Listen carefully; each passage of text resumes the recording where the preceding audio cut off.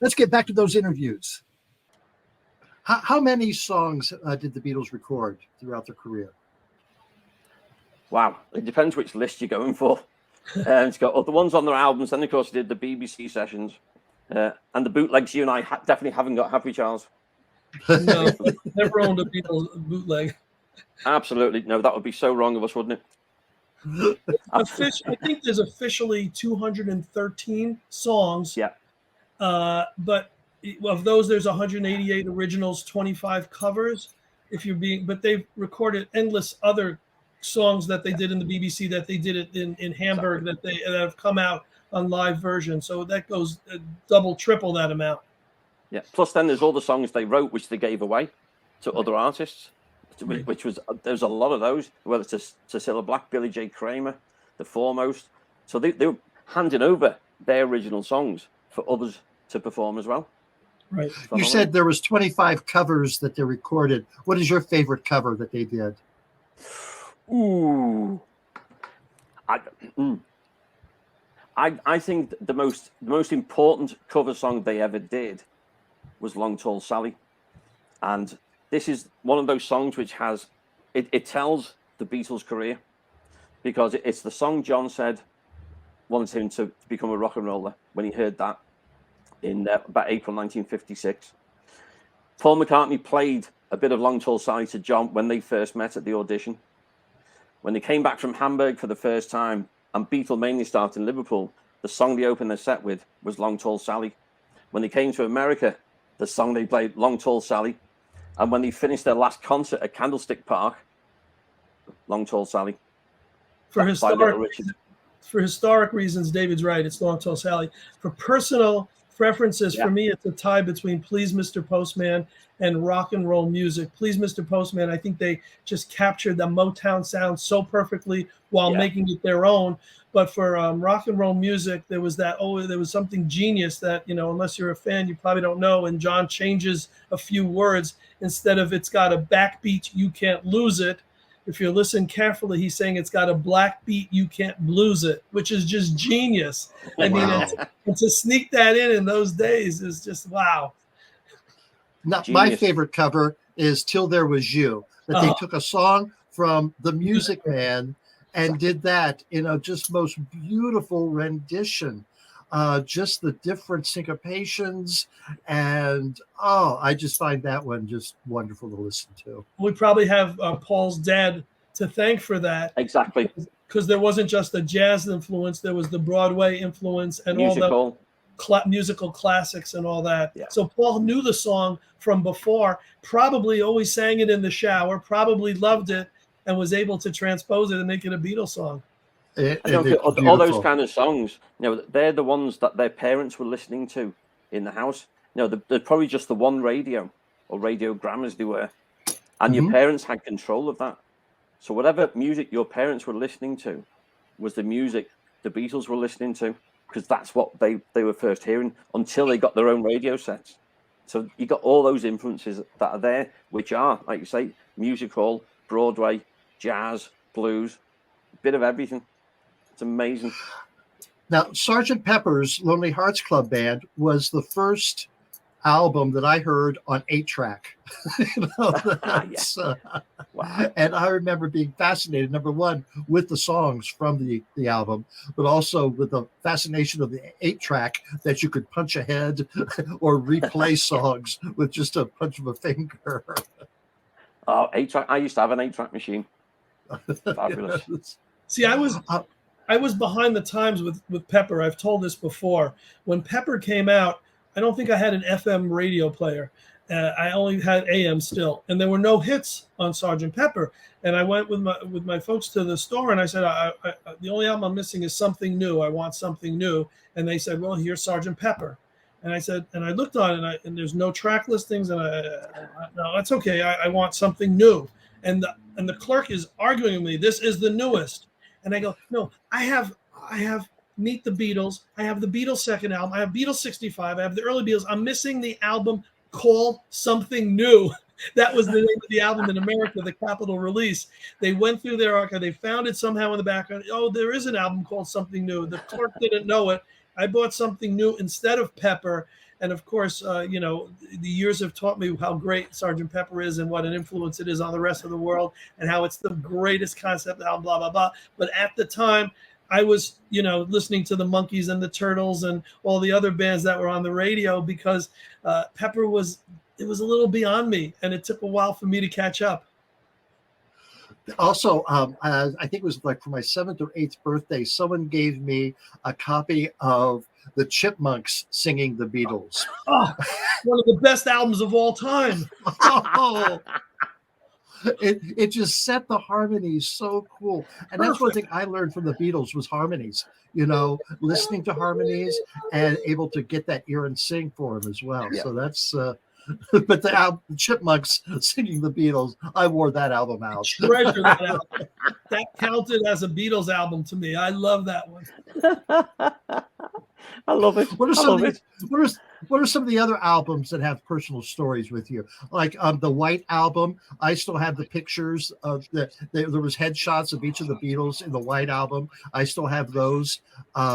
Rubber Soul. I remember Rubber Soul being, well, just the cover was a little darker, and some of the songs were a little darker too, but fascinating and good to listen to. For me, the White Album story is I remember getting it, and for some reason I thought, maybe my parents shouldn't listen to this. I'll play it late at night. And so I put it on my turntable, kept it real quiet, dark in the house, probably around midnight, got to Revolution number 9, and I had to turn it off. It was scaring me. Now, this is a monster guy who loves horror stuff, and I'm here number 9. I'm hearing all these bad. I said, I'll play this in the morning. That was my White Album story. I had to get to it in the morning because the song scared me. I did not like side B. I think of record 2. That I didn't. Those Helter Skelter was on that one, and I just didn't care for those. But the rest of it, I really liked. It's a strange album. It's one of those that if I'm going to think, right, I'm going to go and listen to a Beatles album, I very, very rarely think I'll go and listen to the White Album. Then I think, don't listen to it for a while. I think, yeah, there's so many brilliant songs on there. Somebody challenged me the other day and said, it's too long. Can you make it into a single album? Just a single disc? I thought, no. I mean, there's some songs which I'd skip.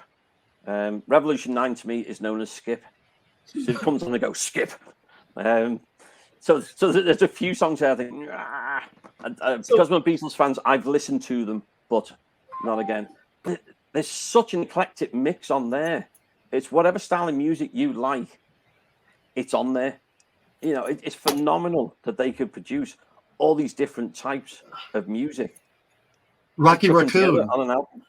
Rocky Raccoon. Pure country.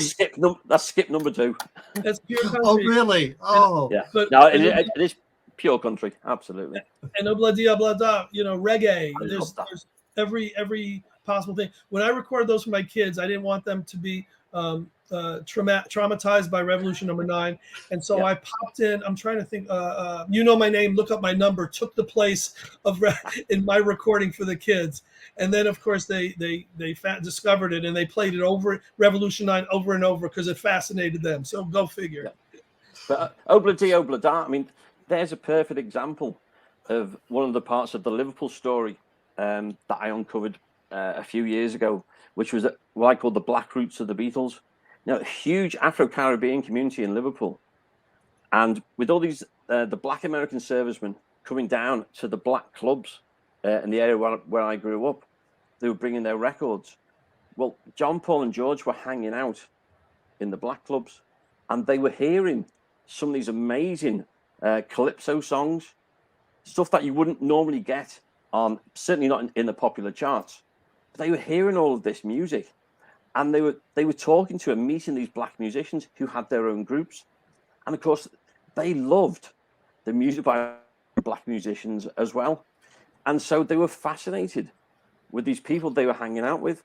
And particularly the Calypso Rhythm is a big one for them, because when they were just getting together in the early part of 1960, they were hanging out with at the club Alan Williams, who Charles mentioned before, lovely guy. He had this club called the Jacaranda. 6 nights a week, there was a Caribbean steel band who were playing.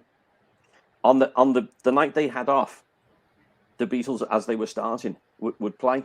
But the rest of it, it was this Calypso band, the Royal Caribbean Steel Band, and they were taking the songs that were in the charts and arranging them for the steel pans. They was like the biggest hit anywhere in Liverpool City Centre. And again, John, Paul, George and Stuart were hanging out in the Jack. And these guys became friends of theirs and they loved Calypso. And one of the early albums John got was a Calypso album. So that music, which is quite unique to Liverpool, you know, for those influences again, the Beatles took on board. And it's no surprise when they were told they were playing before a segregated audience that they said, no, we're not. Oh. Now, for them, they had friends of all colours, of races, of creeds. They could not get their head around the fact that you could have an audience that was segregated just from the colour of their skin. It made no sense to them because of where they'd grown up in Liverpool.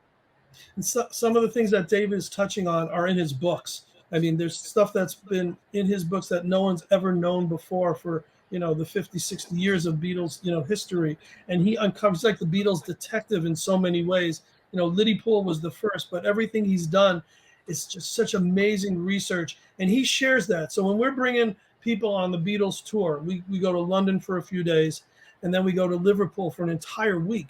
Well, our Liverpool day is completely David, because he's not just taking us to these places, but he's giving us all this history and all this facts that we wouldn't have heard of from any other tour guide, that we wouldn't learn from ourselves. And unless, you know, you're an archivist, or unless you're a student of the Beatles and you read Spizer's books and David, and you read everything and know everything, most people who come on the Liverpool tours are just fans. You know, they know the Beatles, they love the music. They've, you know, done all the cruises. Now they're going to take the Beatles tour, and we want to give them the complete, every bit of the experience. And it's never been complete until David started, you know, doing the Liverpool Magical Mystery Tour on the yellow bus with us. And we go to every possible site. And sometimes, you know, he'll throw me for a loop and we'll go to a new place. And I'm like, yeah, this is amazing, because he himself is finding these little new places that the Beatles did maybe a gig that no one knew of, or played with Pete Best here and there. And it's just, it makes it that much more special. Do you remember that walk I took you on? Go ahead. When we went to the quarry and all that, yeah. Yeah, I took him on this walk around Woolton, the place he'd never seen before. Never been there. Never knew it existed. Yeah, and it's great fun for me. I love it. Absolutely love it.